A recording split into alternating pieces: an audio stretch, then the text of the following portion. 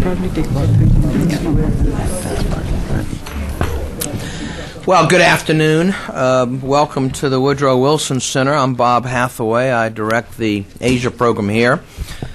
Since this is being webcast and being seen by people in Pakistan, I expect, permit me just a minute to say a word about the Wilson Center. We were established by the U.S. Congress 40 years ago as the nation's official memorial to President Woodrow Wilson. As some of you may know, Woodrow Wilson remains the only U.S. president to have earned a Ph.D. Prior to entering the political arena, he was a distinguished political scientist, a renowned author. Indeed, his book on congressional government is still read today.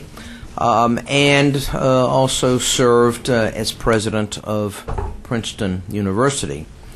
The Wilson Center is dedicated to Woodrow Wilson's twin concerns of scholarship and public affairs. We are a nonpartisan institute for advanced study. We seek to provide a neutral forum for serious, open, informed debate and discussion. We sponsor cutting-edge scholarship by bringing scholars such as the one we are hearing from today, bringing scholars from around the world, taking them away from their day-to-day job, locking them in an office, and giving them a computer and a research assistant and saying, go do it. We also organize meetings such as the one we have this afternoon. This meeting this afternoon is an occasion for special pleasure for us, both because our featured speaker is a Wilson Center colleague, and also because over the past 9 or 10 months she's become a valued friend of mine. Dr. Samia Altaf is the Wilson Center's 2007-2008 Pakistan Scholar. In her other life, prior to coming here last September, Samia was a public health physician whose career has focused on the management and coordination of health delivery systems for low-income populations. She has worked both here in the United States and around the world, specifically in Pakistan, Indonesia, India. In Pakistan, she has served on the faculty of the Aga Khan University Medical College. She's been the primary health care program officer for UNICEF. She has consulted for international aid agencies in Pakistan. And most recently, prior to coming to the Wilson Center last fall, she had a 4-year assignment with the USAID mission in Islamabad, working on public health issues. The topic that she has been focusing on while here, and about which you will hear today, looks at the question of improving aid effectiveness, a case study of the health and population sector in Pakistan. The Pakistan Scholar Program, of which Samia is the 4th Pakistan Scholar, the Scholar Program is the center point of the Wilson Center's Pakistan Initiative. This is initiative, and Samia being here is the direct result of the generosity of the Fellowship Fund for Pakistan, which is a charitable trust based in Karachi. And I wish, again, simply publicly to express my appreciation and the appreciation of the Wilson Center for the Fellowship Fund for Pakistan. None of us, frankly, would be here today were it not for this fund. This program today is a joint program, both of the Wilson Center's Asia program and of the Global Health Initiative, also at the Wilson Center. And I want to thank several of my colleagues in that program for their help in sponsoring and in advertising this event today. Specifically, I want to thank Kai Carter, Gib Clark, and Jeff DeBelco. One other person to thank, if she who's standing in the back of the room would raise her hand, Sue Lee. Sue, you want to raise your hand? Sue volunteered to provide us with the brownies, which many of you... Yes. Samia, you have competition. I know. If you haven't gotten a brownie, I would recommend that you do so quickly, because the last time I looked, they were quickly disappearing. Sue, many thanks. One last administrative note, and then we will get started. Because this is being webcasted, electronic equipment, cell phones, BlackBerry, similar paraphernalia, play havoc with the sound. So I would ask everyone to cut off his or her electronic devices. Samia, it gives us great pleasure to welcome you, and we turn things over to you. Great, thank you. Let me stand here for Is this working? Yes. I just want to say that my vote is entirely with Sue Lee, so there's no competition. Thank you very much, friends, for being here, and thank you very much, Bob, for this introduction. I also want to thank the Wilson Center and the Asia program for providing this wonderful opportunity, the support and the encouragement to do the work that I have done. And also to my colleagues and fellows, the discussions we've had have helped clarify a lot of my thoughts. My thanks also go to the fellowship program for Pakistan, because given that the state of affairs in Pakistan is, some people are still thinking of discussing issues and thinking about issues and helping other people think about issues. So many thanks to the fund, and many thanks to the Global Health Program who have encouraged me and have participated in this process. My book which is the outcome of this year at the Wilson Center, and basically it's a book that I have been living with and grappling with and writing over the past 20 years of my professional life. Very simply, the book is about a puzzle. And the puzzle is the one that all of us are trying to understand. And basically, now given the geopolitical situation that Pakistan is in, that search for answers and putting together that puzzle has become much more intense. So this book is basically my look at this puzzle. What's the puzzle, you might ask? The puzzle basically is that over the past 20 years, 25, 30 years, in fact over the past 50 years of Pakistan's life, there has been enormous investment in the development of the social sectors in Pakistan: health, education, water, and sanitation. I will not go into the details of the monies and the statistics. Those are easily available if people are interested. But just to give you the sense of the magnitude of this work magnitude of the assistance that has been directed towards Pakistan. From 1950 to 1999, $58 billion have been given in development assistance to Pakistan. I mean, you make the calculation that even if that money was to put in regular bank account, there would be a lot more results. So those have been the inputs. Now, if you look at the outputs, you find that the outputs are not at all commensurate with the inputs. The evidence for that is available in the social statistics or the development statistics that you can go and look up. Those are very easily available. Just recently, Pakistan again came as 137th on the Human Development Indicator.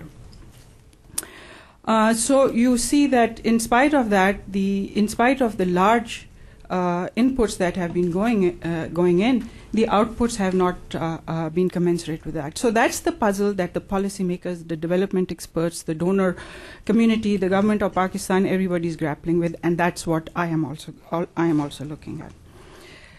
The traditional explanations that people who have looked at, so I'm not the first one to look at it, and certainly will not be the last one. The traditional explanations of people who have looked at it have been, for example, there have been project completion reports. There have been monitoring and evaluation reports.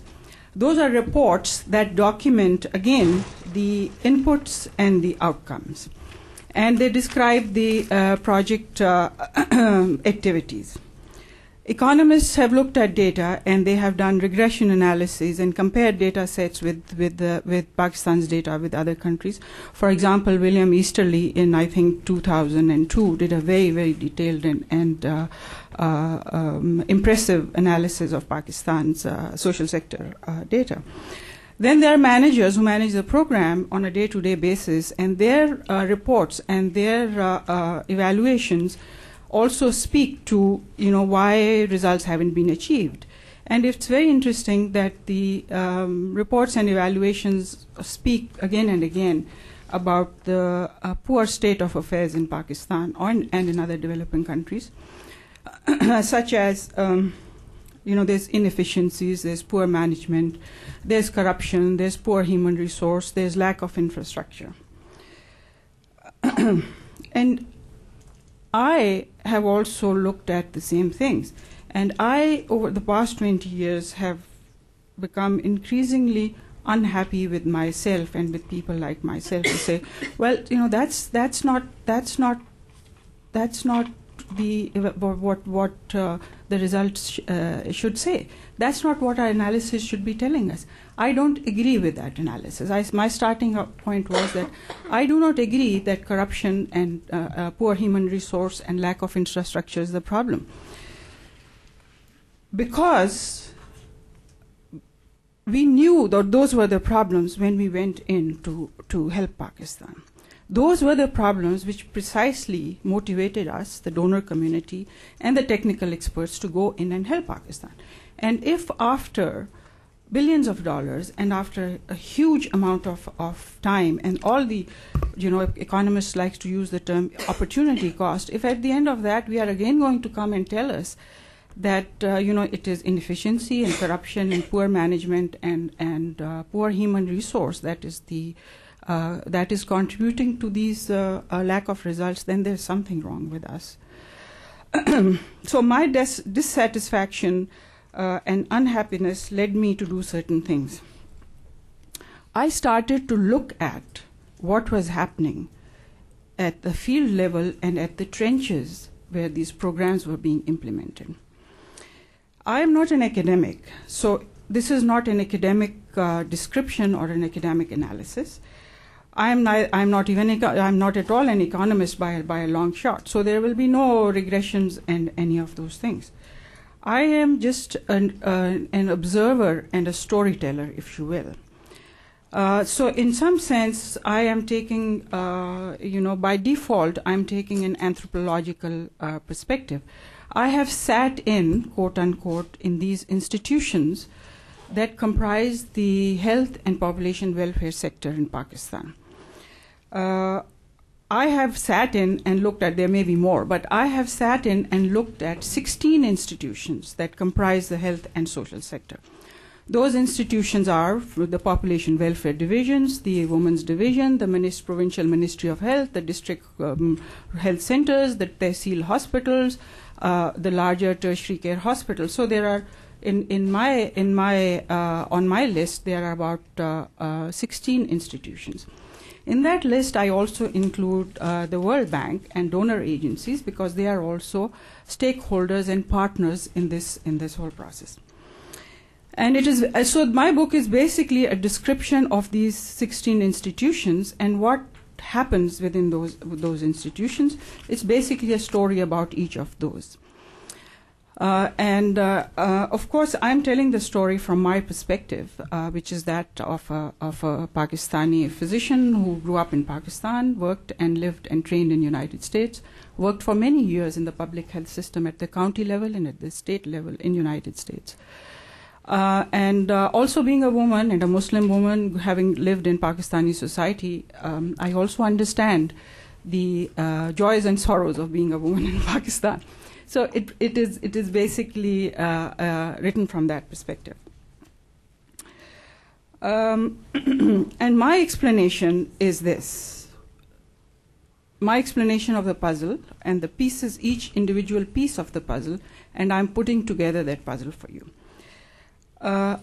It's very interesting that although the institutions in many ways, each one is unique and separate from each other, but there is one common theme that I saw emerge from each of them. From the district health department in rural Sindh to the World Bank Health and Population Office.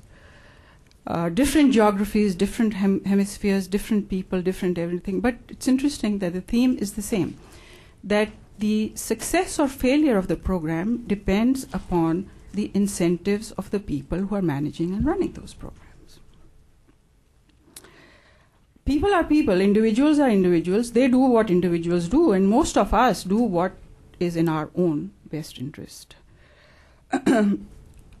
So the results basically then depend upon not the, to a certain extent, how the programs are organized and whether there's political instability, but really on the day-to-day and the small little decisions that people in these institutions make on a daily basis, and also when they make those decisions when they are designing the programs, because it is these people, the technical experts, the managers, the policy makers who design and implement these programs. And what are and so obviously the individual figures in intuitively, subconsciously, subliminally, we all of us figure into the calculus our own benefit and maximize our own I use the word profit because that's what economists use. But you know, we are working towards our own self-interest, and our self-interest is what? To retain our jobs, to get advancements, to get awards, to be thought well of, to be chosen to be sent on study tours and on fact-finding tours. Those are the things that on a daily level and from month to month and from year to year, and small things that enhance our careers are very important for us. There's nothing wrong with that. That's fine. That's perfectly normal. But I'm saying that is what in my putting together of this puzzle explains that. I will let me read a little bit to you, since Bob was kind enough to say that I have a little bit more time. I will read a little excerpt. So my book is organized in 16 chapters, and I basically just write the story of each of these institutions from within that. There's a chapter which is called A Day in the Life of the Punjab Provincial Health Department. And of course, the chapter describes many more things. I start with the familiar incidents that all of us are familiar with, and I won't describe that of how there's a bundle which is brought to the veranda of the hospital, and that bundle you find is a woman who's dying because she's been in labor for the past 48 hours, and her husband has now brought her on his back or whatever and put her over here in the veranda, where a blind old lady squats motionless on the floor with a little girl with yellow eyes. And Mahmood, her husband, moves out of the compound to bring her water, to look for something to eat, more to get away from her moans, dry mouth, feverish, heart-rending, near-death moans. He moves out to wait at the roadside tea shop, worrying about this crisis, the loss of work for this day, and who knows for how many more days. The woman waits too, half dead already, curled up on the hard floor, and waits. It is noon, and there's still no doctor. So this is a scenario that is published in papers and in journals all the time. At the same time as Nasreen lay dying in the district hospital's veranda, 50 miles away in the capital city of the province, the director of the provincial health department, the provincial government's agency responsible for this hospital, this district hospital, and many more like it, is holding a project preparation meeting with his senior staff. They are putting together the project, which is to be funded by a donor agency to improve health delivery services for pregnant women. The objective of this program is to to improve maternal health services and save lives of women like Nasreen. The project preparation revolves around training of midwives. Much like the traditional birth attendants of the 1960s, the lady health visitors of the 1970s, the medical technicians of the 1980s, all of those mid-level personnel who are now lost to institutional memory. And the second thing that they are doing in this is to make plans and put in project the importing of new equipment and vehicles. With this amount of funding, we should be able to train almost 50,000 midwives, the director advises his staff. And do not forget to ask for as many vehicles as you can. And please ask for all kinds of vehicles. We need high ACE, we need four-wheel drives, we need cars. While we are at it, we should also put in a couple of study trips. Make sure we have one to Harvard and one to the West Coast. Where in the West Coast, sir? His personal. No, it doesn't matter. Just put one about the West Coast. You know, these donors, they really like trainings. They are very fond of trainings. They all the time talk about trainings. This is the project director talking to his team. But sir, what about jobs? If we train this many people in this program, which is going to be a government's program, the giving of the jobs remains the responsibility of our office. We will have to find jobs for these people. There is no need to find jobs. You know we can't find jobs. These people will be volunteers because they are community workers. They will work in the community and the community will take care of them. In 1992, I was helping the government of Pakistan develop the proposal for the ultimately unsuccessful social action program, which was an $8 billion program and was implemented in Pakistan for a period of 10 years and cost the government of Pakistan $8 billion, out of which $250 million was a loan from the World Bank. I was part of the team that was designing the proposals for that, so I had an opportunity to speak with another project director who, because they were representing the government, wanted to put in a lot of training programs for community health workers. I asked the project director at that time, where will all these trained personnel go? Maybe they will go to the Middle East. The project director had replied very seriously, just like a lot of our nurses and doctors have done. And you know, that way there is no problem for the government, and these people can earn good money for themselves too. You know, he said, warming to the subject, just in the past year, 4 of my OR nurses have gone to work in Saudi Arabia. And within 6 months, would you believe it? Within 6 months, their families were able to build houses with modern toilets, something they could have never done if these women had not gone out. That, as a lot of people know, is a major blind spot in most donor-funded projects. Providing employment, building utilization capacity, designing career paths, budgeting for salaries, monitoring and evaluation, making sure that supplies are provided at the centers remain the responsibilities of the provincial governments. No donor agency gives aid or grants for recurring costs, and this is one of the reasons why, after all the capital outlay and all the training and all the research and good intentions, almost all health projects run into the ground. Despite repeated experiences, the government of Pakistan has not addressed this issue. And the donor agencies continue to disregard this gap, knowing quite well that this renders the project unsustainable over the long run. Why? Because, one health official explained, it takes time which the donors do not have, and it takes commitment which the government officials do not have, and accountability which is concern of the neither. The donors work on a 12-month funding cycle during which they have to spend the money. And their staff knows that their evaluations and their promotions depend on spending the money.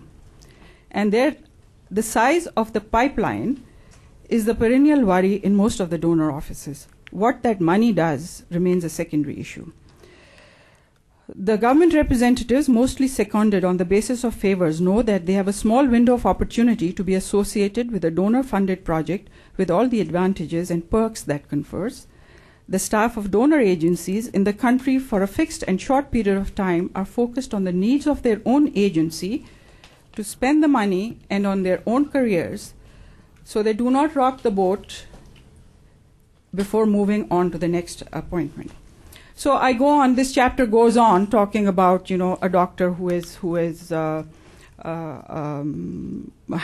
not shown up at the health center that he was supposed to, and the district officer who is in charge of that health center makes a phone call to the project director, because this is a responsibility of this provincial department.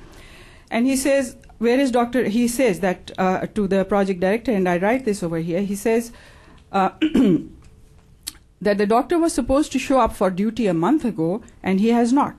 The district health officer has a big World Bank, DFID, USAID evaluation team come to visit tomorrow and to see the district hospital and the rural health center in operation. After all, they had funded the improvements, and the center is officially functional.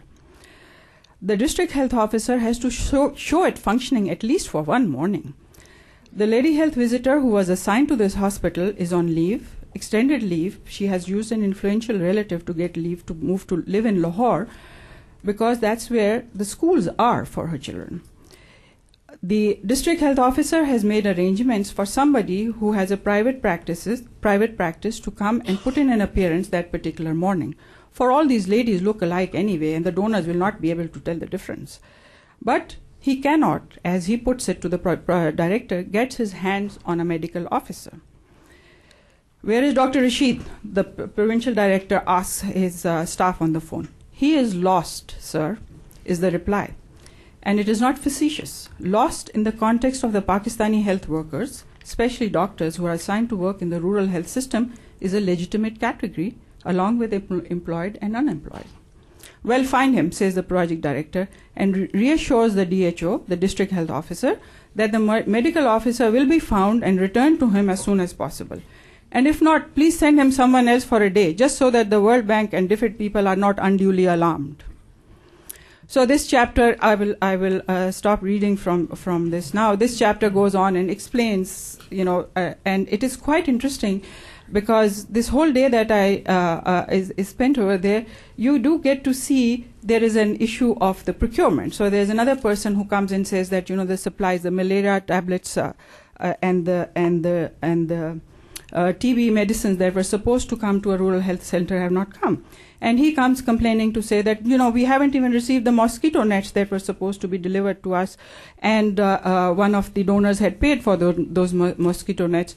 And well, they were supposed to have arrived. Well, they have arrived, but they are being sold in the market in the market.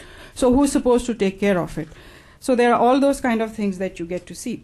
Now, this is what's happening at the district level. I will also read, a little bit, at the risk of boring you, but a little bit from an encounter during the preparation of the social action program with the policymakers in the government of Pakistan, and how they look at the designing of the same program.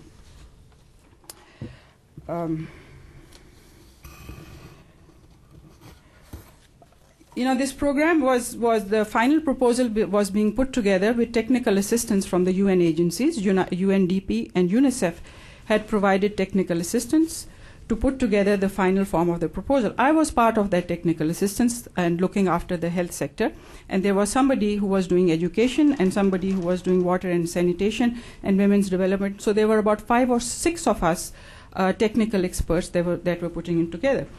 Once the draft proposal had been prepared and presented to us, those of us who looked at it, we were very unhappy with the draft proposal, because it was, to put it very bluntly, it was really a rehash and cut and paste of all the old proposals that were sitting somewhere. So we felt that, we are using the donors' money, we should at least think through this and all of that.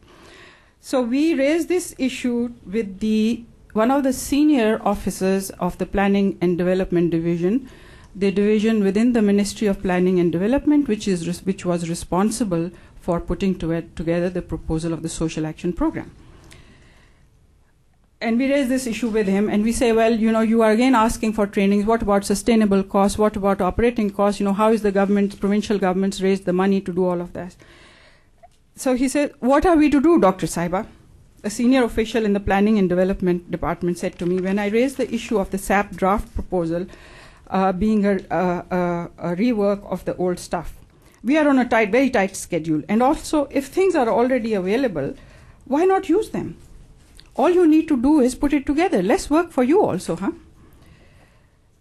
So we explained to him that that's not the point. The point is that the Social Action Program, by putting together that program and implementing the program, the government hopes to bring about improvements and sustainable improvements in its social sector.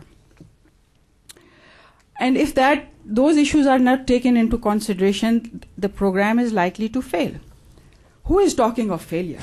He says this. God is with us. He will watch out for his own.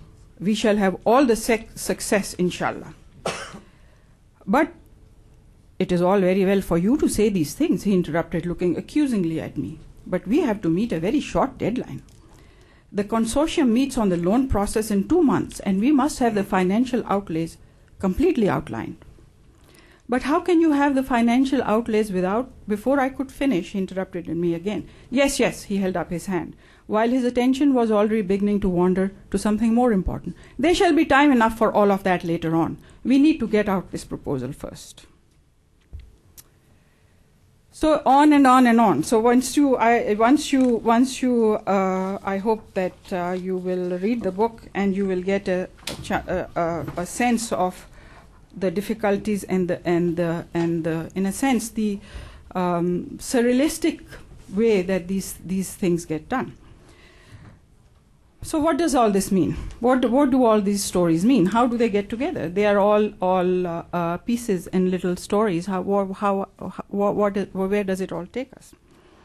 I'm going to now invite you to come with me from this details and from being in the weeds, from this very micro level to come to the macro level and to the policy level, and to see how this that's happening out in the trenches, how this feeds in back into the policies and how it impacts what gets decided. If you see that on the stage, which I'm calling the stage of this development stage, you see 4, 5, or 6 actors. These are the government of Pakistan, the donors who come in to help the government, the international contractors who the donors bring in, then there are Pakistani subcontractors who the donors then subcontract with, and then the NGOs who are part of the subcontractors. These 5 or 6 actors remain on stage. Their roles are very clearly and very definitely scripted, and they continue to play their roles. Once a project-related donor activity comes into the country, it gives rise to a cascade of events which bring in all of these actors and put them on stage. And they continue to play their roles. So for now the government of Pakistan, I'm saying, is one actor, but it is a whole, it consists of ministries, and it consists of ministers, and it consists of bureaucrats and technical people and monitoring experts, and it consists of provincials and district departments. So that's one. International donor agencies, the World Bank, the ADB, the Brits, USAID, the Japanese, we are lumping them together as one actor, but they are also, small pieces all put together. And similarly, the international contractors who come in, they are also one. But you can see that within each of those, there is a huge internal dynamic, which also it's not static. Things are moving and things are happening in each of those. And if you see that over the past 20 years, 25 years, 30 years, the incentives of all of these actors have not changed. They are very clearly aligned in a certain fashion with each other. And if each of them continues to play the scripted role that is assigned to them, then it is to the advantage of all of them. So which is why none of those actors do anything different from what their scripted role is.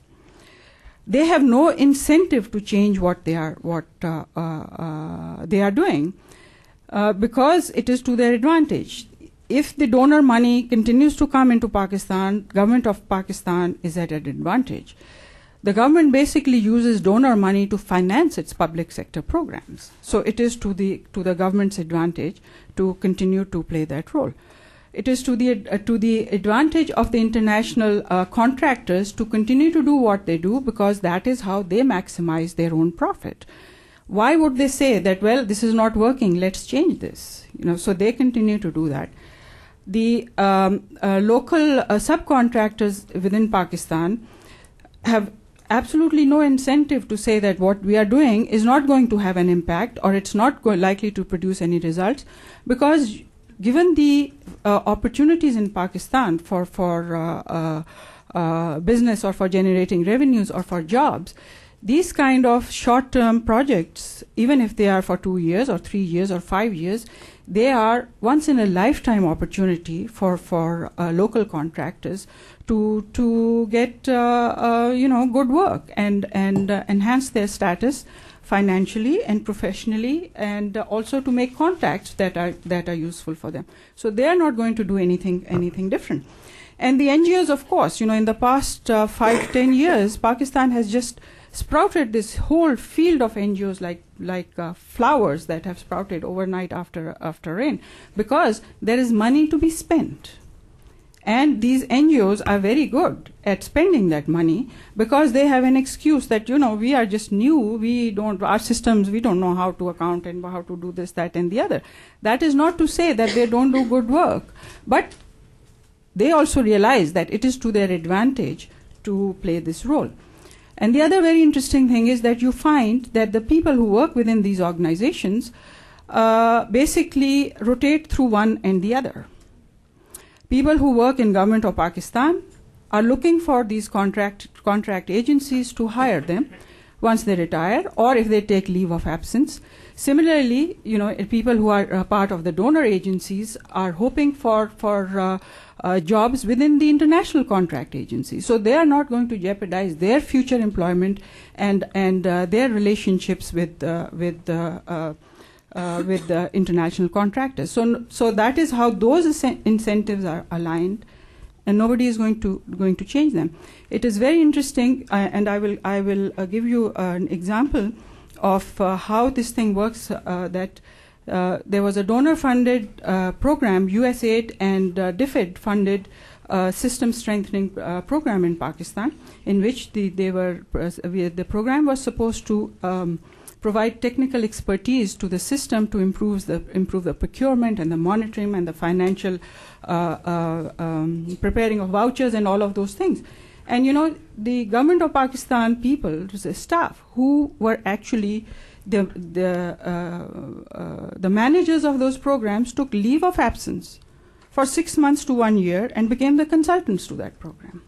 So they wouldn't have done that if the relationships were not amicable, and if they were not all playing the role that they were supposed to play. Now, in this drama, who are the people, who are those entities that have an incentive to have this change? There are two entities who have an incentive to have this change. Those two entities are the consumers in Pakistan, people for whose benefit these programs are put into place. Unfortunately, those people are completely disenfranchised. They really have no voice. In fact, they don't even know. They have no way of knowing that this is what is being done for us. This is on our behalf. So they have no voice. They can't say anything. And that came very clearly to me, because before I went to work for USAID, I worked for 4 years for DC Department of Health as the medical director for the Medicaid program, which you all well know is an entitlement program. And the federal government, the states, the states count the people that they want to provide services for, and it draws down money from the federal government, and the state have to report how they have spent that money. And I tell you that one of the ways that the state is kept on its toe is by the civil society consumer groups, because this is taxpayers' money.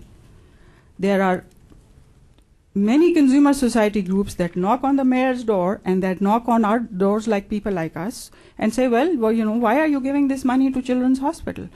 What are you doing for HIV/AIDS? Why are you spending $200 million for HIV/AIDS? So we, the state, the government officials, are held responsible.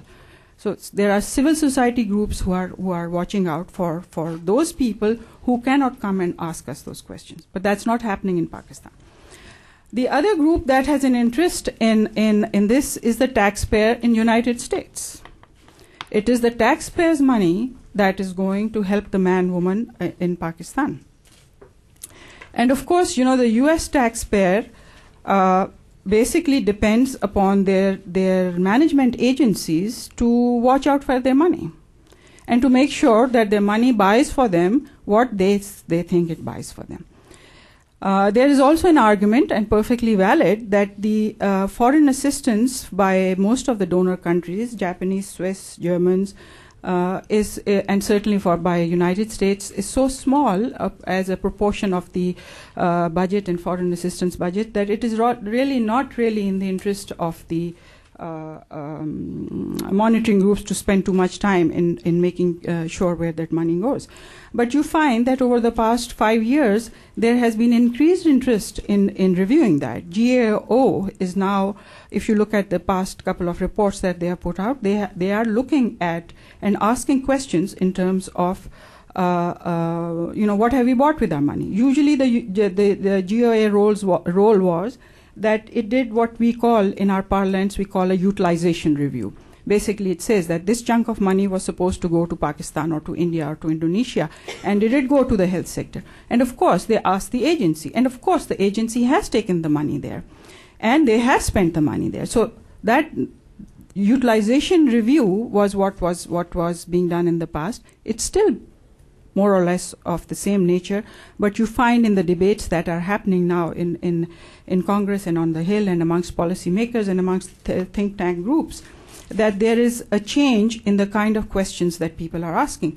And you also find that amongst the U.S. taxpayer, there is a much more aggressive interest in finding out that what did we buy with our money, what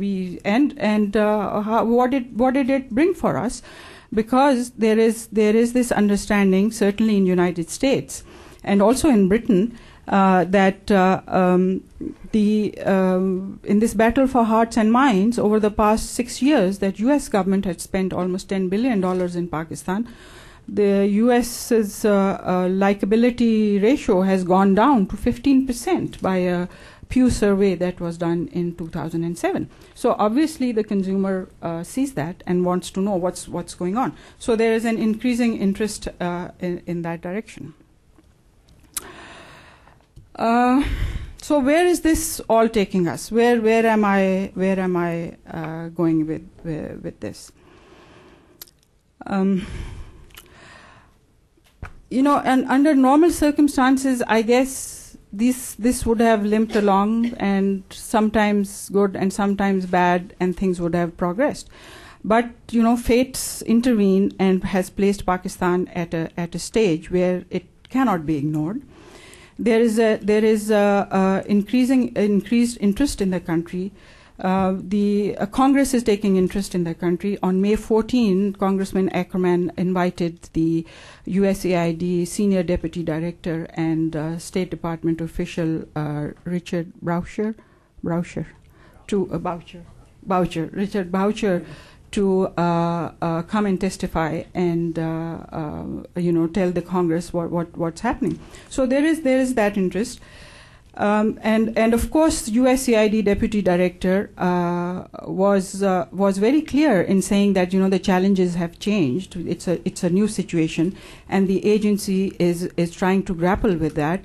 And he highlighted certain policy changes that the agency is moving towards. So you can already see, USAID is full of smart people. So you can already see that there is a movement within the agency to grapple with these issues and see what can be done about that. And Richard Boucher was very clear in his testimony, and he said that, although State Department is interested in stability in the country, but he equated stability with improvement in poverty and with education. He talked extensively about education and health and providing social services, and both the agencies talked about coordination. Having spent 4 years in Pakistan with USAID, one of the issues that the donors, they were at that time, in these 4 years, there were almost 17 donor agencies in Pakistan. All the donors grappled every day, constantly, with this issue of donor coordination. There was just no mechanism within the government and within the country to coordinate this extensive help and this extensive assistance that was being provided. So the effective utilization of the money was very poor. And of course, the government set up a donor coordination cell, which most of the time remained locked. And sometimes we went and opened it, and they said, "Well, yes, it's very nice. Please, can you do something about coordination?" And the donors would turn and say that, it's the responsibility of the government of Pakistan to do something about coordination. And so it was just constantly a chicken egg situation. So what I'm saying is that this is what the situation is now, that Pakistan is of interest, the international community is looking at it. There is a distinct feeling that improvement in the social sectors is very important. It is going to contribute to stability. So something needs to be done seriously about the social sectors. That's one. Number two, the existing actors who we had on stage are still the same. Their interests and their incentives have not changed, so they will continue to do the same thing. Those who are out of the loop are still out of the loop. So nobody is going to wave a magic wand and fix these things which we feel are contributing to this problem. So what should then policymakers do? What would I recommend that policymakers do? I am recommending that there are strong voices, and my voice is very much added to those, that the corruption and lack of infrastructure and the governance issues need to be fixed, because it is a governance problem. But in the meantime, something needs to be done. And I'm saying that what we can do, what the policymakers need to do, and what the technical people need to understand is that in the meantime, what needs to be done is that these constraints and these implementation challenges need to figure into the program design. The way we design our programs and the way we implement them, that methodology is completely outmoded. It is a methodology that was put in place almost 35-40 years ago. It is a methodology that is outmoded. It shows a lack of conceptual understanding and a narrowness of conceptual understanding, and it shows a lack of knowledge about the local conditions and the local context, which is very important at this time.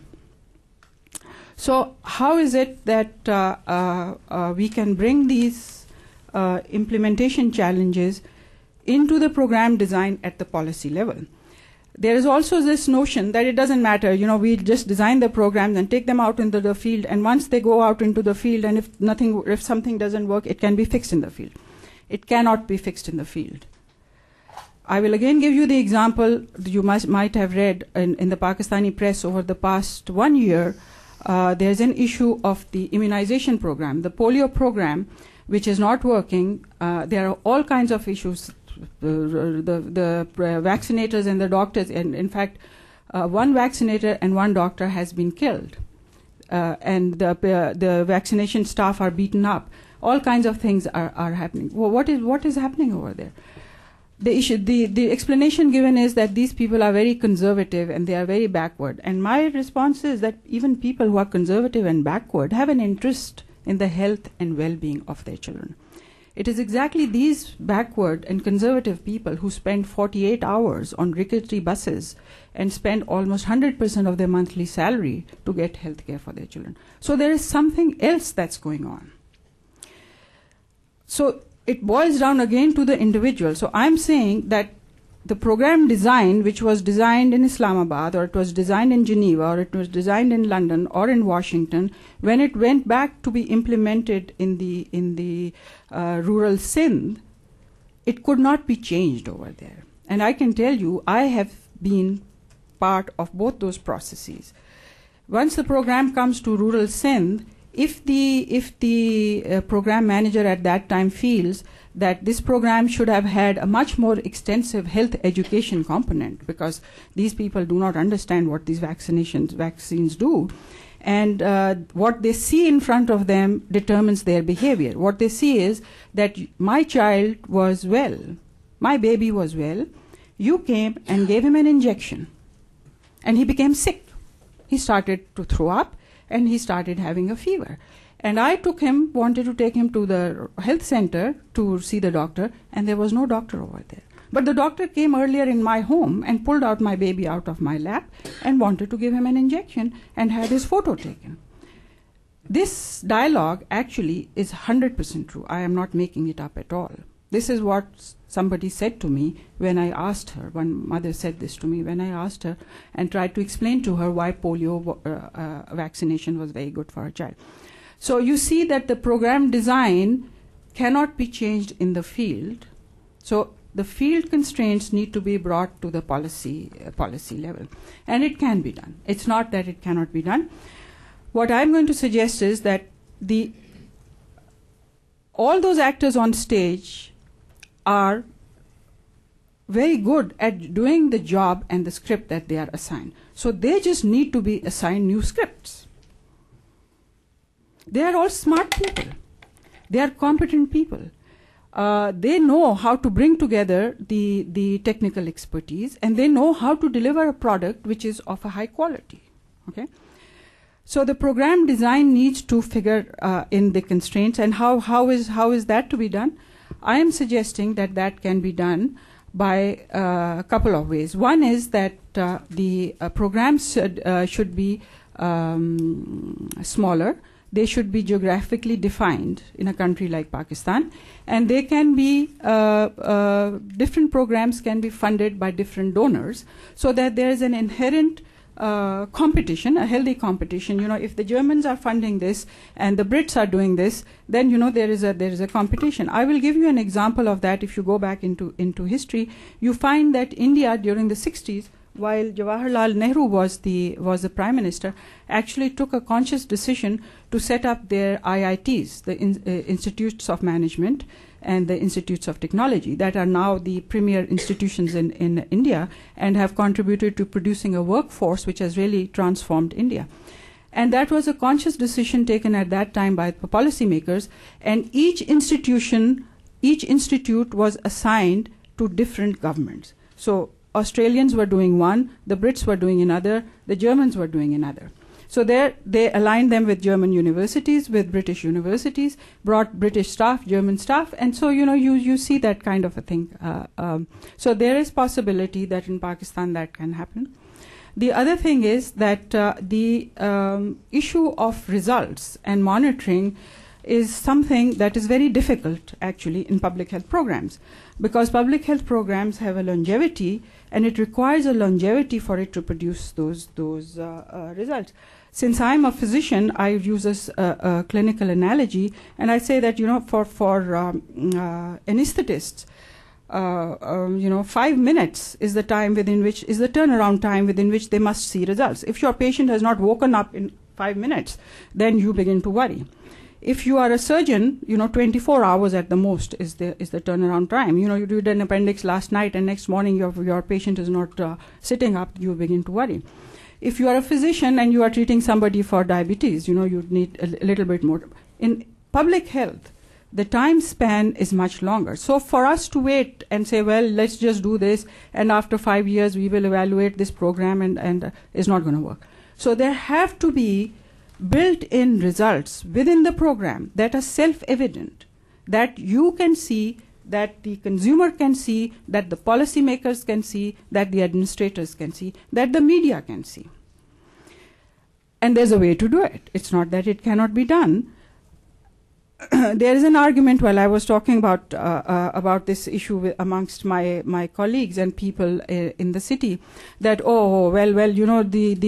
the contractors and the international contractors and their local partners are never going to agree with this. They are set up in a certain fashion. The British firms function in a certain fashion, and the Japanese firms function in a certain fashion, and the American contractors function in a certain fashion. And if we change that instrument within which they get these assignments, they will not work.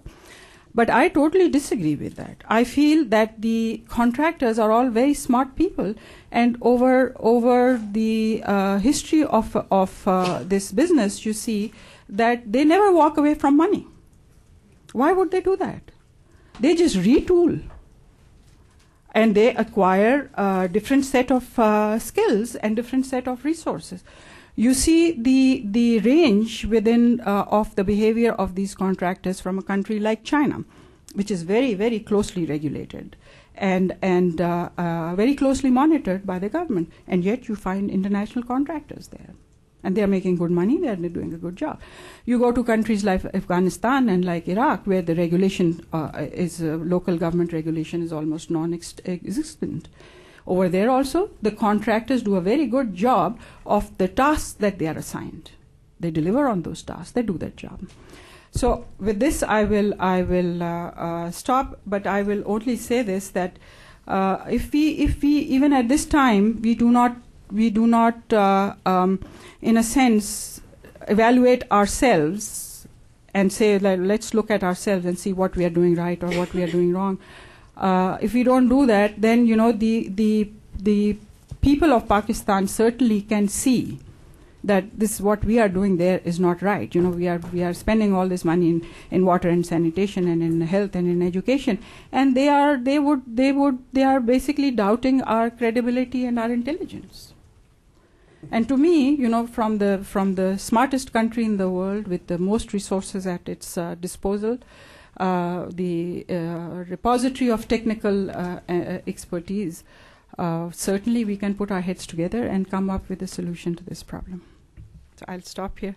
And,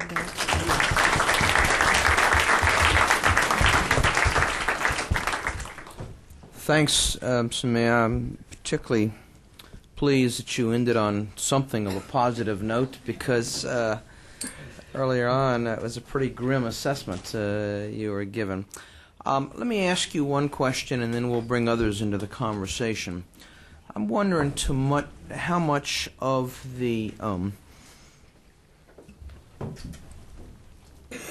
many of the deficiencies in the system, how many of the problems in the system are Pakistan-specific, the result of conditions and circumstances unique to Pakistan, and how much are broadly found throughout the developing world, and therefore maybe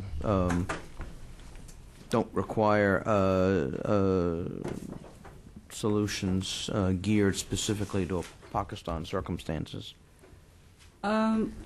Bob, there's some things which are very peculiar to Pakistan, because Pakistan, and some which are of generic nature, which apply to most of the developing countries. Pakistan basically over the past 15 years has become a poorer country. And I don't mean poorer in terms of GDP and all those economic terms. I mean poorer in terms of human resources. The education system in Pakistan has actually, even the private education system in Pakistan has deteriorated very much. Pakistan produces generations of children, young people, who basically are uneducated. So their capacity to, which is why I say that if 30 years ago this kind of program design was implemented in Pakistan by the Brits and the Germans and the US government, it worked. It produced positive results because the local human resource was such that they could they could take those programs and tailor them to their own conditions and implement them. They had the understanding and the knowledge. Now they don't, number one. And number two, now the most of the program managers are political appointees who they themselves know that they have a very short shelf life. So if they do not take the opportunity to attach themselves with this program, good or bad or whatever, just let the money come in and let me just do this, who knows, tomorrow they might not be, but they might not be there and somebody else might not be there. So Pakistan, it's peculiar to Pakistan's situation to some extent. But you find that even in a country like India, the results of the international assistance programs are very varied. Just this January or February, I think in January of this year, there was actually Wall Street Journal did an article, and I think there was an editorial in the Post also, where the new president of the World Bank was very unhappy with the maternal health program in India, because they found that over the past 10 years the program had run into huge problems, and there was issues of corruption, and there was the mismanagement and all of that.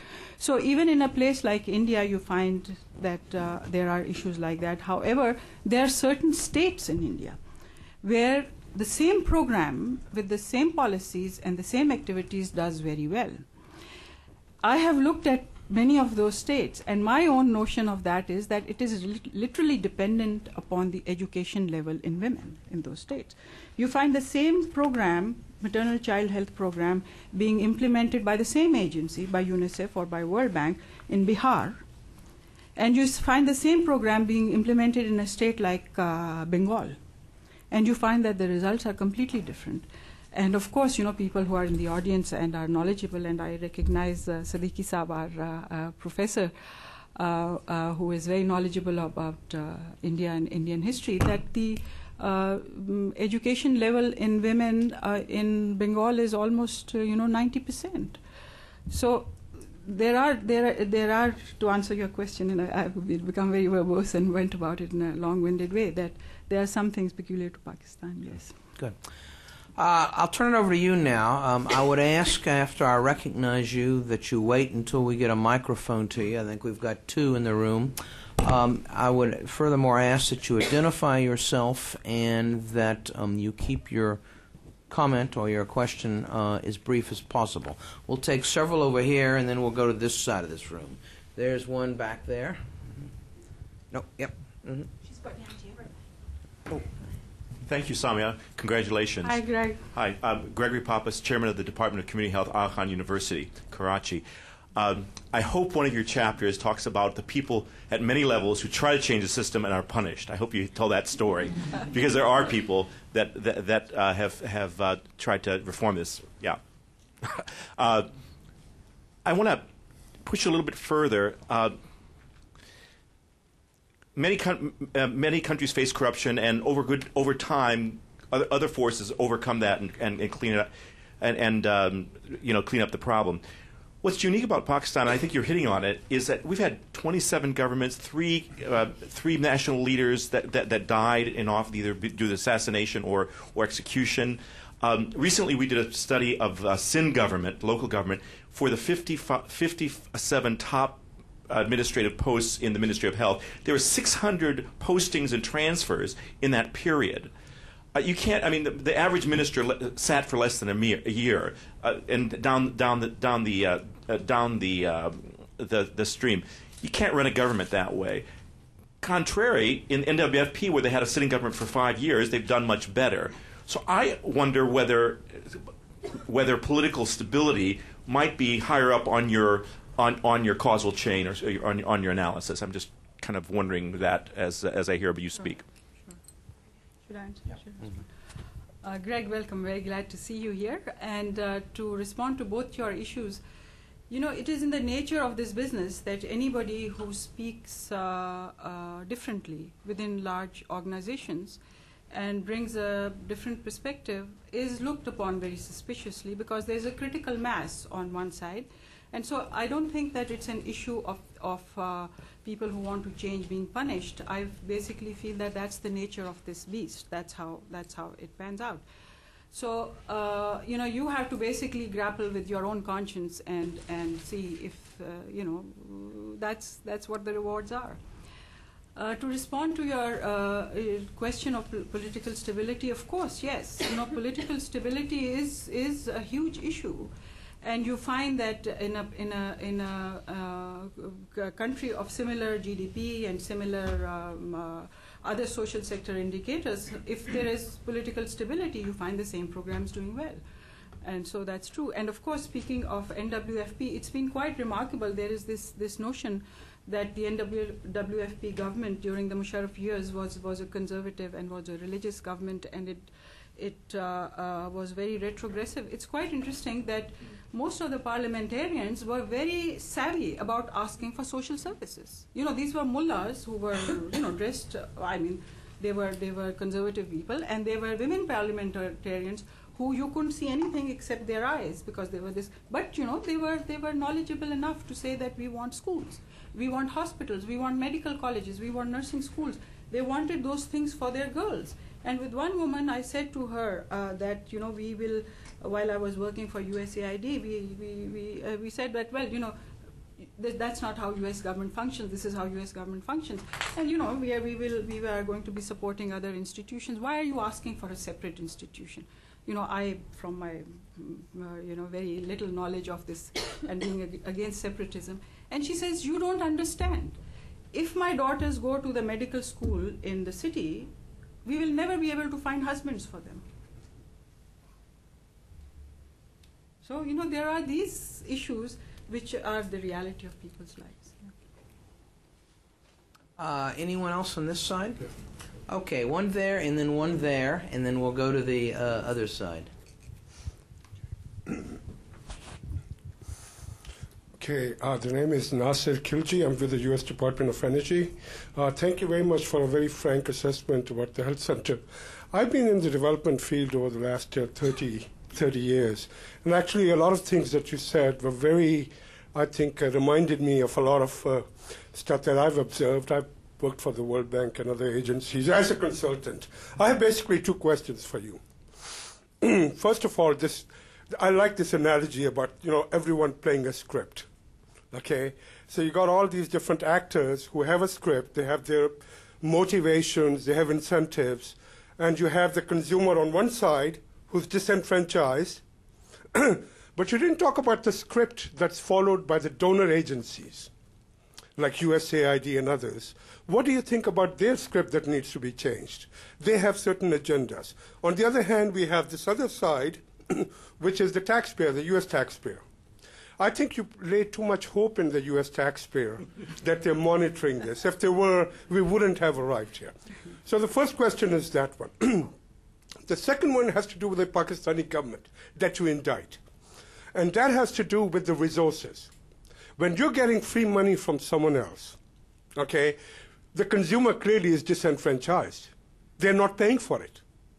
So why would they be demanding? If you were to extract money from them, then they would hiss, they would talk, they would ask questions. So you have a dilemma here. You have a donor that's giving money. Does the Pakistani, and you also mentioned very, I think, pointedly, that the Pakistani government has substituted foreign money for its own domestic. Where is that money going, which the domestic portion, which the Pakistani government would have spent on healthcare, where is it going? Thank you. Very pertinent issues and very complicated, and I think to many extent beyond my expertise. But I will try and grapple with them, and these are just my own thoughts. In terms of the donor agenda, of course, donors are set up to do a particular task. They come into the country, whether it is Argentina or Pakistan or India. They have a certain set of tasks that they want to do. I mean, if you look at an agency like the World Bank, which is basically gives loans and also grants, it's a lending agency. That's what it is. It doesn't shy away from that. It sells itself, quote unquote, as a lending agency. It is in the interest of that agency to develop that relationship with the country, but at the same time, they are trying to help the country.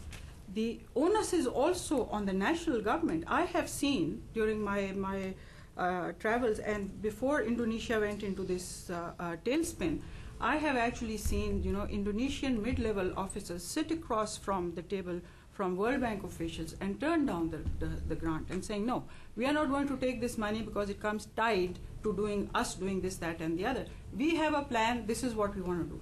But in a country like Pakistan, you sit across from very senior government officials, and they are just looking for jobs with you.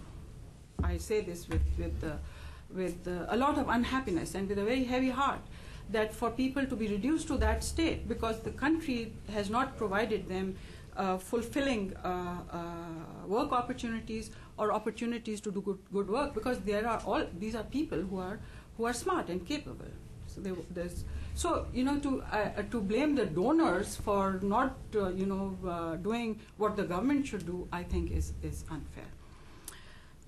To go to the next issue, which is of the I'm forgetting. Domestic resources. The domestic resources. Yes. Where is this money going? It is very interesting that when people say, "Oh, there is corruption," and I basically feel that nobody has their hand in the till.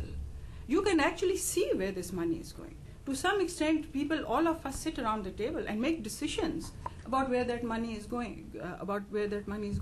I gave you the example of one of the programs, which was a $7 million program, which was set up to improve the health administrative system of the health and which was health sector, which was administrative and financial system. And I'm telling you, you saw where the money went.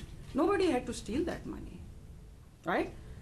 So that money was set up to bring technical assistance to this system so that the system could be fixed.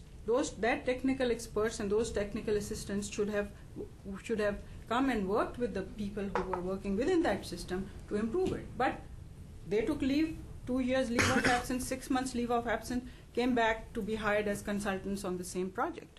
So it wasn't that this money was stolen by somebody. The other thing is that if you look at the health and education budget, and there is lot of song and dance about it, that it is very meager and it should be increased, but what you find is that even the meager budget in a country like Pakistan is not fully spent. It is not completely utilized. It is never 100% utilized.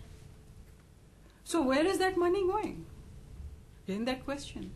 Of course, it is all in front of you where that money is going. The country has had no productive activity over the past 20 years. The industries, I'm kind of speaking out of my expertise, area of expertise as a consumer standing outside, that you find that what does the country produce? What productive activity does it do? So it uses all that money to support itself on a daily basis, and of course, there is everybody knows that there is a large chunk of money that goes to support the Pakistan military, and another large chunk of money that goes to support debt servicing. So there are economists in the room, and I saw my good friend Akbar Zaidi back there, who is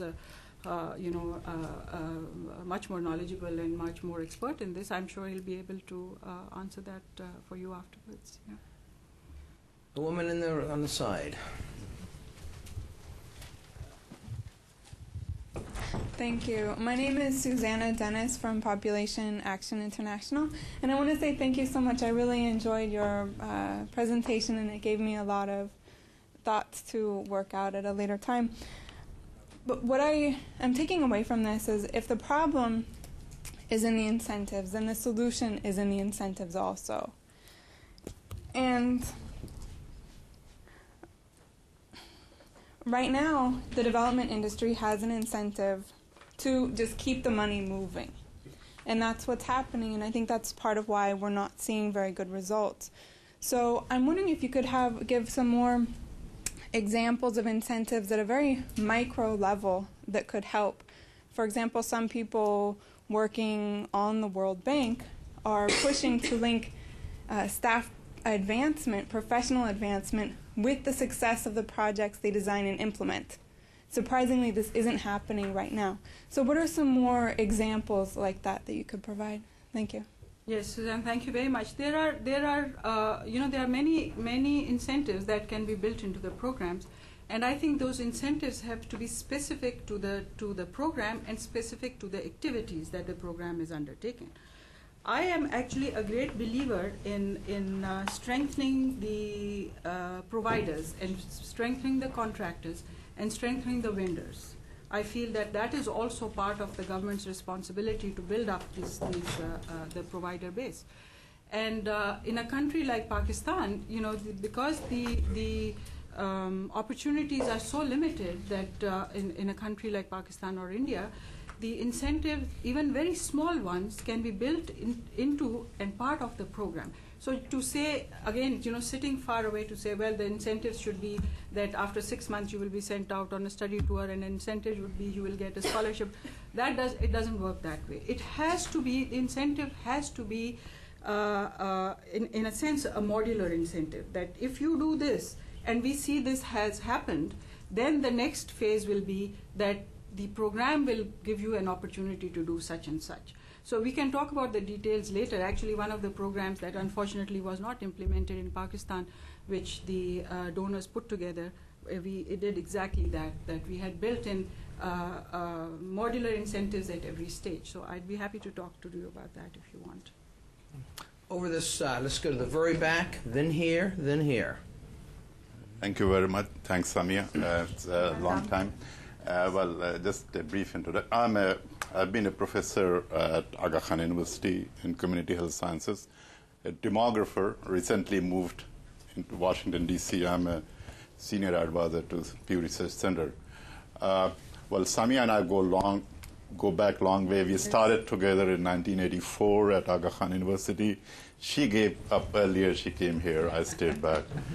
And I've been there for many years. And so I totally agree with what Samia said at micro level. And as a demographer, I can testify that at macro level, things are even worse, perhaps. For the last 8 years, since year 2000, none of the health and demographic indicators in Pakistan have changed. Okay, contraceptive prevalence rate has remained at the same level, below 30%, and infant-child mortality has been stagnant for the last 10 years or so. Very pathetic, and I think the reason what Samia explained lies under there. Just two very interesting things that Samia may want to quote in her book. The UNICEF funded what they call mixed multiple cluster indicator survey conducted in 2004. The government of Sindh didn't agree with the report because the things were very bad. It has not been officially released yet. Okay. The DHS 2006-7 report, the secretary to the Ministry of Family Planning, he said he doesn't want to see this report again because contraceptive prevalence rate was too low. Their expectation was 40%. They came out with 29%. He said, go and burn the report. And nothing could be done till he retired about 8-9 months back. And still the report has not been released, by the way. I hope that, because they cannot do it in Islamabad, I hope they do it in Washington, D.C. At least we need to read the report. So the situation has been bad on the public sector, no doubt about it. But I think that there's been some private sector institutions. Aga Khan University is one of them. Greg is here. I've been working there. Samia is there, was there at least, and I hope you go back there. So the issue is this, that there are many organizations, NGOs, particularly big ones and small ones. They're doing some excellent work. Orangi Pilot Project in Karachi. There's some similar kind of groups in Lahore and in Peshawar and elsewhere. EDI, the famous EDI in Karachi, they're doing some very good work. I hope you have quoted them, Samia, because you have to, as scholars, our job is to show both sides of the coin, not only one side of the coin. Okay, so that's what is my suggestion in your book. Hopefully it's there. I'd like to read it. Then I have two recommendations, one for my friend who just left for USAID. What I think that the money which is going into Pakistan, and there's more and more money going to go there, what I read in the press, I think there should be a mechanism to monitor how it's being spent. Whether they're going to the mostly they go to the government sector, unfortunately. The private sector has no access to them, or the NGOs directly don't have access to them. And they ought to have some sort of, we don't have the kind of group you're talking about, but I think there should be some mechanism, of Pakistani Americans, American Americans, Pakistanis who should sit together and see that the money is being spent rightly. That's what is my recommendation, and something should be done. Otherwise, it will go away the way $10 billion of the World Bank or $5 billion to other projects or whatever, they just went away. Pakistanis have to repay that loan, by the way. And that's very important. Thank you very much. Thank you, Mahtab. Very, very pertinent. Of course, I quite agree with you. Arangi pilot project is one of the prototypes of what I was saying, that there need to be built-in monitors, built-in results within the program. And those of us who have studied, and I had the good fortune to work with Akhtar Hamid Khan when he was starting the Arangi project in Karachi, and we saw how at every stage the result was actually obvious right in front of people. There needed to be no evaluation and no report. And what they did was very simple and very interesting. They just took photographs. This was a project which is basically a sanitation project in one of the slum areas. And what they did was they just took photographs on day 1 and then on day 5 and then on day 20 and then on day 50. And you could see the progress of one lane which was able to lay down a sewage line and clean up all the filth in that lane, and another that couldn't. So that is that. On that issue of the money, which you mentioned, Mahtab, I quite agree with you that the funding to the government of Pakistan is going to increase.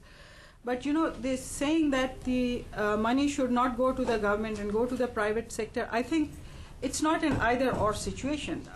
In most states, it's the state that is responsible for social services. I mean, the roads have to be built by the state. Healthcare is a responsibility of the state. State, if it's not delivering the services, at least needs to regulate those services.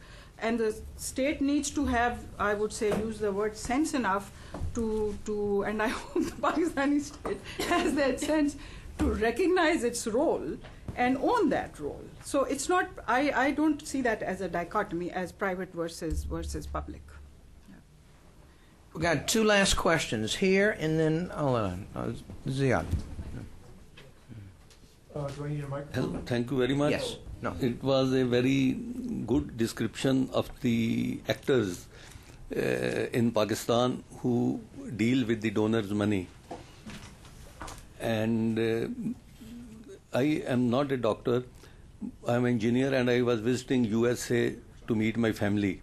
And I happened to know that this presentation is being held, and I was lucky to have attended it. Dr. Samia could not have given this presentation in Pakistan, because all those actors would have minded starting from the district level to the top level. So anyhow, one thing, the last people who are the users at the grassroots level, somehow or the other, the donor agencies and all these projects are only limited to Islamabad. The user doesn't know that what these projects are meant for them. The beneficiary at the grassroots level, if knows that so much money is coming for them, the district health officer or the provincial government, all those people are involved. But the poor user for whom all this money is being spent, supposing a school is being built, it is a big project. But once those small things like mosquito nets or those small items which are being distributed, if the end user, that somehow or the other information doesn't reach to the trenches which you said, there should be some arrangement that in the beginning, before the project starts, while the people are being hired, or then ultimately this mafia is formed, the contractor, the local contractor, and no new person can get into that circuit.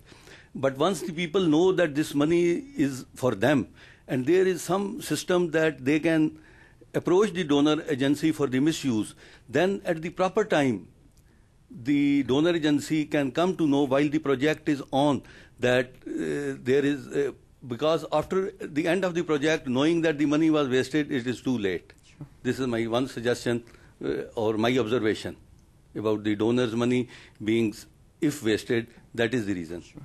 Samia, before you respond to that, if we can just take the microphone down here and let's put Ziad's question on the table as well. Then you can lump your responses together. Thank you very much, Bob. Samia, my name is Ziad Al-Haddad. I'm the former Director of Operations at the World Bank. So I'm responsible for some of these ills you talk about, I guess. But I think I'm rather impressed with what you put together. It's a qualitative assessment rather than the quantitative assessments we've had in the past in which we've been lost in numbers. So, Samia, I congratulate you for that approach. And I look forward to reading the book. And if it's anywhere near as interesting as your description indicates, it'll be a great book. But here I'd like to, you've touched on many, many issues. We've grappled with these issues for, time immemorial almost, I feel, from input-output relationships, evaluations, incentives, procurement issues, training, donor coordination, and so forth. I'm just going to touch on one of these, because each one of these warrants a seminar on its own, of course. And the one I touch on is the one which you started off on, and I guess in a sense ended up with. And that was the input-output issue in the social sectors in general, but in the health sector in particular here.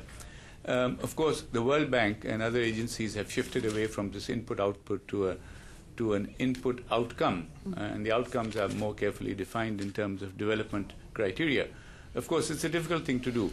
And where it becomes extremely difficult in your sector is this whole question which you said right at the end, longevity.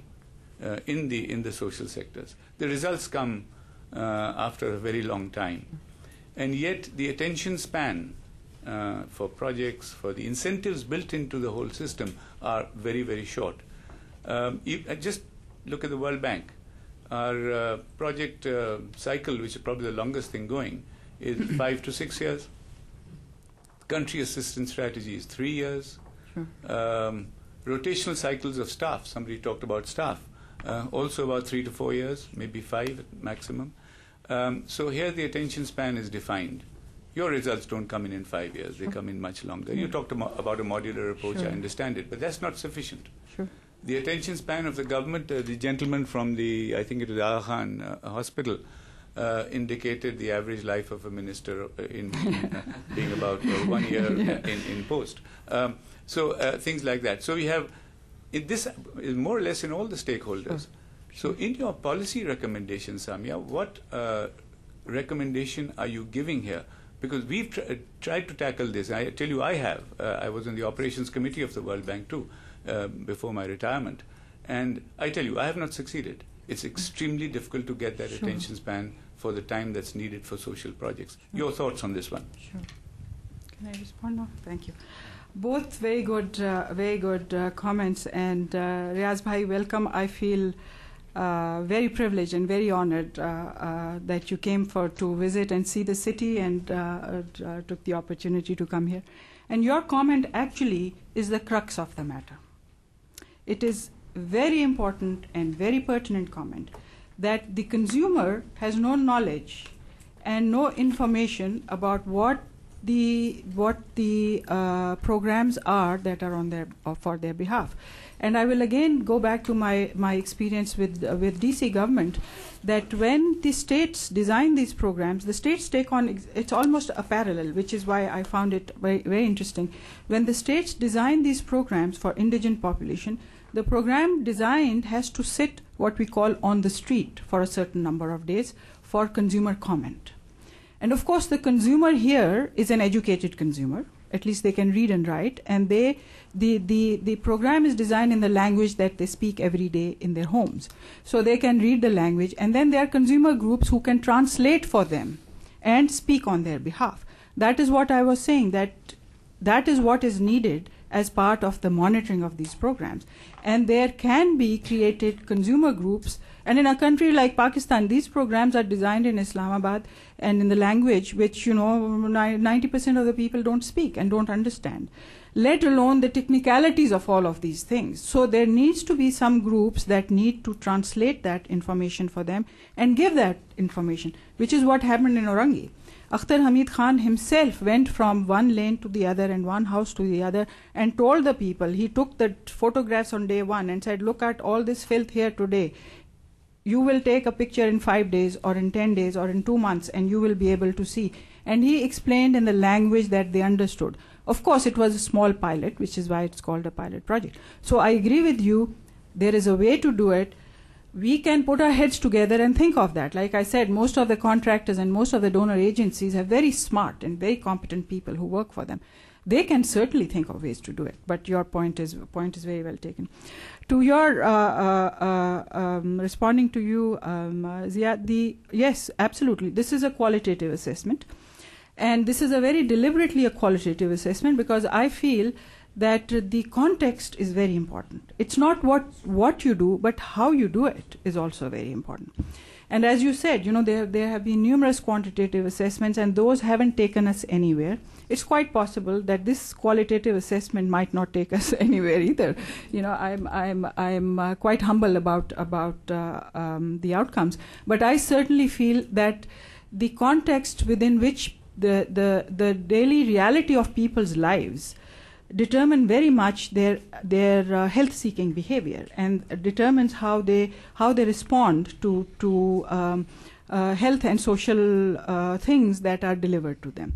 So, which is why this was a deliberate attempt on my part and a little bit audacious also, because I'm a straightforward clinician, but the only thing is that I love sitting with people and talking to them and hearing their stories and telling them stories. So this is basically what I have heard. I have tried to bring to an audience that will not have the opportunity to sit and hear those things. So these are the voices of the people of Pakistan. So it is in that sense. The policy, the issue of the short time span, I think that I will formulate that a little bit differently. And I think it's not a question of the attention span. I think it's the nature of the public health business. That this is how this business gets done. Even in countries like United States or in Western Europe, most of the public health programs have outcomes and evaluations after 15, 20 years. It's only now that the cancer screening programs are being evaluated by HHS to see whether it makes sense or it doesn't make sense. So that's the nature of the business. But having said that, again, the issue of design is important, that although the outcomes, the ultimate results and the outcomes are going to be years down the line, but the way you design the program, it is quite within our technical expertise to design them in such a fashion that they are intermediate outcomes. That can alert you, that can alert the managers that this is going in the wrong direction and it is time now we can change it, because by now it's only been about 2 degrees of shift. But if you wait for 5 years, it has been 180 degree shift. So I feel that there is hope over there. Yeah. Once again, we end on that elusive factor of hope. You obviously can see why we have so enjoyed having Samia with us this past year. Sadly, we have to let her leave us soon. But before she leaves, will you please join me in a round of applause for her today?